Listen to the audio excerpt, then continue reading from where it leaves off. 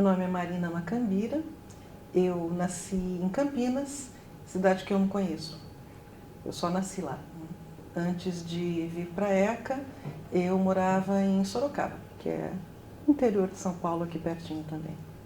Depois me mudei para São Paulo e espero nunca precisar voltar para o interior de São Paulo, com certeza.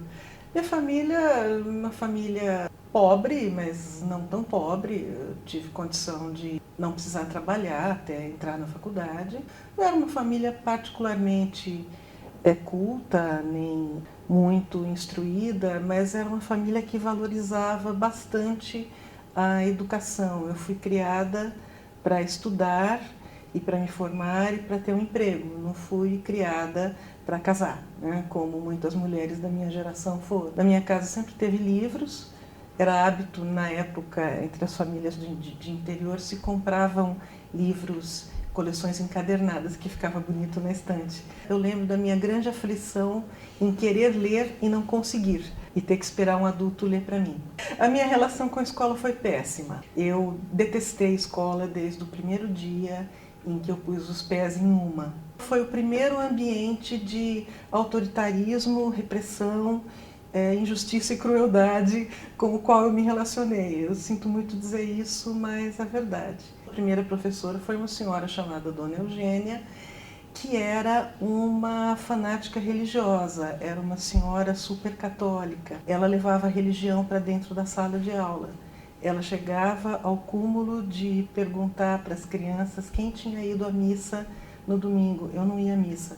E eu me lembro também dela pedir para a gente abaixar a cabecinha e rezar. Eu não sabia rezar. Eu não sei rezar, eu sou ateia. E eu acho que, bom, criancinha eu não era ateia, mas religião com certeza eu nunca tive. Então essa história de a minha primeira professorinha, não acho a mínima graça.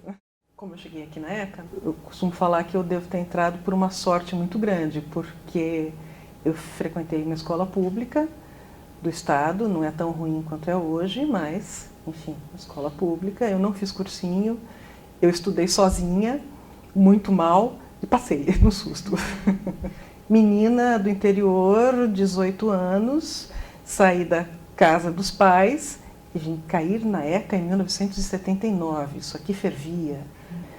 Eu lembro da entrada do prédio, que era uma coisa interessante, tinha um pipoqueiro, um vendedor de doces, o seu Geraldo, um velhinho. A entrada da biblioteca era pelo saguão, pelo que hoje é a entrada principal. E ficava esse pipoqueiro ali vendendo doce. Era numa mesa de metal, que a gente dizia que era mesa de autópsia, porque lembrava, né? Aí quando o pipoqueiro ia embora, os alunos pegavam a mesa e botavam atravessada no meio do saguão, e a gente ficava sentado lá esperando, conversando, esperando a hora de subir. E tinha também uma banca de jornal ali na entrada, não tinha essa porta de vidro que tem hoje, né? Era uma coisa mais aberta, mais bagunçada, mais feia, né? Mas era divertido, a gente gostava.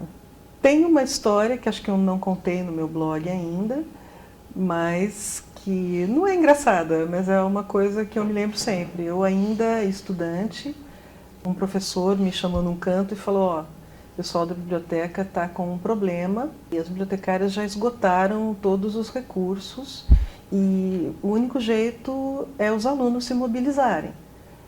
Isso era comum na época, né? As pessoas recorriam aos alunos para resolver alguns problemas, né, que pelos meios normais não se resolviam. Eu fiz muito isso.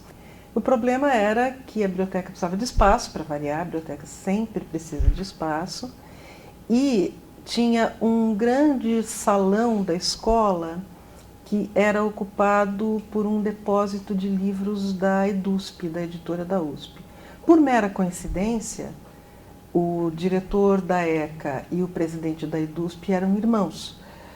E tinha esse problema, a biblioteca querendo espaço e um espaço importante da escola. É equivalente ao que hoje na biblioteca tem a seção de multimeios e a sala de processamento. Era um espaço grande. E não havia meios da biblioteca conseguir esse espaço. Então, foi solicitada a ajuda dos alunos, por meu intermédio e desse professor, e a gente levei a questão ao centro acadêmico. muito tímida, né? Sempre fui muito tímida, e agora, como é que eu faço, né? E fizemos um movimento para conseguir esse espaço para a biblioteca. Esses movimentos típicos de alunos, muito abusados, muito divertidos, que culminou com a gloriosa invasão da sala do presidente da EDUSP por um grupo de alunos. Eu estava no meio, claro que eu não liderava, mas eu estava no meio. Interessante, eu lembro de ter escrito uma carta, né, que a gente precisava mandar um ofício ao senhor diretor. Mandei um ofício ao senhor diretor, explicando porque os alunos achavam importante que aquele espaço fosse da biblioteca. E essa carta está até hoje, está lá nos arquivos da biblioteca, assinada por mim. E depois de algum tempo, quando eu fui contratada para trabalhar na biblioteca, acabei indo trabalhar no espaço que eu ajudei a conquistar. Aí a gente diz, cuidado com o que desejas. No primeiro dia, a gente não nota tanto a diferença, até porque eu ainda era aluna. Com o tempo, a gente vai percebendo uma diferença enorme, é uma queda. Não é só uma queda, a gente desaba em termos de posição na universidade. Eu, como estudante, não podia imaginar que isso fosse acontecer, mas é um susto, porque de repente você se torna nada. E funcionário é um pouco isso, né? Eu sei que estudante às vezes também acha, a gente não vale nada, mas vale sim. Na minha época, o estudante era uma força. A gente tinha muita força. Os estudantes eram mais unidos, as coisas eram diferentes, né? Aí, de repente, eu me tornei uma funcionária que, você sabe, funcionário público, é vagabundo, é burro, não trabalha, é indolente, é uma série de coisas. E tudo isso desabou em cima de mim. E como eu ainda era estudante, né, enquanto você ainda é estudante, eu não sou apenas uma funcionária, eu sou uma estudante. Mas com o passar do tempo eu fui só uma funcionária. Isso é um pouco chocante. E, inclusive eu percebi a contradição entre o discurso, né, no próprio curso de biblioteconomia, a respeito do bibliotecário, da posição do bibliotecário, etc., com a brutal realidade da posição do funcionário na universidade. Isso não sou só eu, vocês podem perguntar para qualquer funcionário que tenha entrado jovem e que tenha tido essa experiência.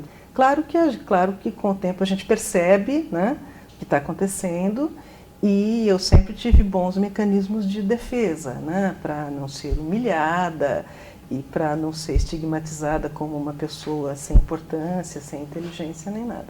Mas não é fácil, não. Na época, quando eu entrei na ECA, isso foi em 82, eu fui contratada para tomar conta do que se chamava na época a Filmoteca. E eu fui contratada nessa situação, tinha mais 2 funcionários, eu fui contratada para ser a chefe, e isso eu não estava nem formada ainda. Então foi bastante pesado, mas foi fascinante. Eu lembro que sempre que eu passava pelo corredor, a Filmoteca ficava no primeiro andar do prédio principal. Eu vi uma plaquinha Filmoteca, eu olhava e falava, nossa, queria trabalhar aí nessa Filmoteca. E acabei trabalhando na Filmoteca.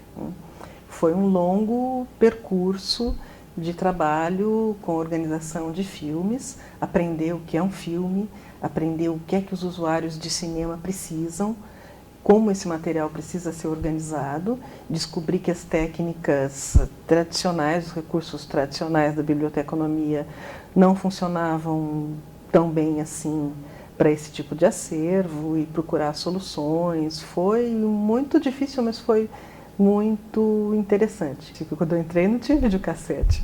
Estou falando de filmes em película. Também trabalhei com acervo de imagens fixas, fotografias, slides. Depois de um tempo assumi também o acervo de discos e de partituras.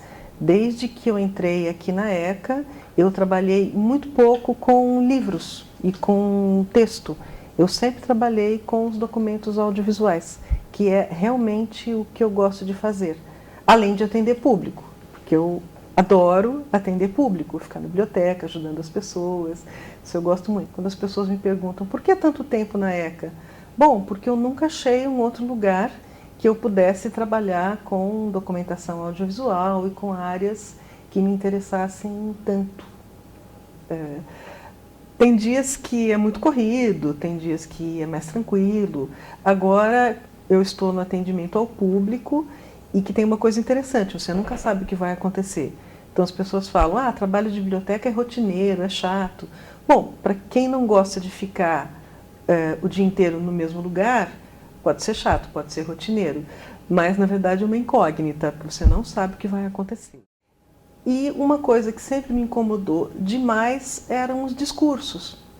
O discurso da imprensa, que é sempre manipulado, mentiroso, parcial, enfim, nunca diz o que está acontecendo. O discurso oficial da reitoria, que normalmente é uma mentira, e o discurso sindical, que é o discurso sindical, é propaganda, assim como o discurso da reitoria é propaganda. E ninguém dizia o que é a realidade de um grevista, o que a gente faz mesmo durante uma greve, o que acontece de verdade durante uma greve, como são as assembleias, como são as passeatas, do ponto de vista de alguém que não é liderança, que não é sindicalista, mas que está participando. E aí eu resolvi fazer essas crônicas, contar o que eu estava vivendo. Eu sou uma bibliotecária, não sou liderança, não sou nada, sou uma tiazinha aqui, né, mais ou menos inofensiva. Mas eu tive respostas muito boas logo nos primeiros posts, de pessoas que me mandavam e-mail, que me paravam dizendo, eu li aquele seu texto, eu passei para todos os meus colegas, enfim. Aí depois a greve terminou, eu vou continuar com esse blog, né? Para que eu vou? As pessoas me falavam, e agora, você vai parar? Não para. Não vou parar. E aí eu comecei a contar coisas do dia a dia do trabalho, em biblioteca, na universidade, falando da posição do funcionário. Tanto que o blog, quando eu comecei, era só dia de greve, agora ele é dia de greve e dia de trabalho, porque a gente não fica em greve eternamente, né? Felizmente. A formiguinha eulália surgiu de uma irritação minha, talvez a formiguinha eulália seja uma parte da minha pessoa. Surgiu de uma irritação minha muito antiga contra essa história de que trabalho de bibliotecário é trabalho de formiguinha. Muitas vezes alguém quer nos elogiar e fala, nossa, vocês fazem um trabalho de formiguinha. Eu já cheguei a responder, eu gostaria de fazer um trabalho de um cavalo, de uma vaca. Por que uma formiguinha, uma coisa tão pequena que você pisa? Isso sempre me irritou muito, essa história de trabalho de formiguinha. Não que formiga não carregue muito peso, porque carrega, mas é aquela coisa pequenininha, insignificante, que ninguém vê. Isso sempre me cansou um pouco. Aí quando eu comecei esse blog, eu resolvi criar, dar voz a essa formiguinha eulália. Uma das coisas que mais me encantou na ECA era um ambiente de tolerância e um ambiente muito plural. A ECA foi o primeiro lugar em que eu me senti bem fora da minha casa, porque eu não me sentia bem na escola, não me sentia bem em lugar nenhum. A ECA foi o primeiro lugar que eu me senti bem, apesar de estranha, porque a ECA sempre aceitou tudo. Então, os meus colegas tinham malucos de todos os tipos, mas também tinha gente que vinha do trabalho de terno e gravata, tinha pessoas extremamente politizadas, tinha pessoas mais velhas, mas também a menina tontinha do interior podia se sentir meio estranha, mas também era aceita. Hoje, eu não sei se a ECA é um ambiente tão tolerante assim. Eu não sei por quê. Estando aqui, às vezes é difícil a gente acompanhar isso. Uma coisa que eu percebi muito e que isso eu fui acompanhando é a questão da importância dos estudantes. Quando eu entrei na ECA, quando eu comecei a trabalhar na ECA, estudantes eram uma força. No dia a dia de trabalho, sempre teve coisas que qualquer modificação que a gente ia fazer, qualquer trabalho que a gente ia fazer, sempre era considerada a reação dos estudantes. Mas se a gente fizer isso, será que os estudantes não vão se mobilizar? A gente não vai ter problema com os estudantes? Como também o contrário, às vezes a gente precisava apoio dos estudantes, tinha que chegar no centro acadêmico e falar, olha, a gente está precisando de um apoiozinho aí, será que, muito discretamente, né? para não ter problemas. Então, eram realmente uma força, era muito difícil alguma coisa acontecer na USP, e principalmente na ECA, contra a vontade dos estudantes. Hoje, me parece que os estudantes não têm toda essa força. Pelo menos é o que eu vejo, é o que as pessoas às vezes me falam, né? Eu penso, que pena, como que isso aconteceu? Isso eu acho uma pena, isso foi uma perda mesmo, né? Essa certa diminuição da força do movimento estudantil. Uma mensagem para os estudantes, eu diria, sejam rebeldes, sejam mal educados, desbocados e briguentos. Para os funcionários, não sejam obedientes. Obediência é uma droga. O funcionário tem muito isso de eu obedeço, manda quem quer, obedece quem tem juízo. Isso acaba com qualquer coisa. Eu sou amiga da desobediência, da contestação. Isso parece que ficou meio feio, né, ultimamente. Já fui xingada de rebelde. Ah, você é rebelde. Sou! O quanto eu puder eu vou ser, né? Isso não é ruim, isso é bom. Daqui as imagens estão guardadas. Estão, mas depois de tanto tempo, às vezes a gente não tem certeza se aconteceu mesmo ou se você já está fantasiando um pouco. Assim, às vezes eu me pergunto, isso aconteceu mesmo comigo? Ou eu estou repetindo uma história que alguém contou? Não, isso não foi aqui na época que aconteceu, foi na Pefeleste. Mas eu estava aqui, eu vi. E a pessoa, não, mas eu vi também.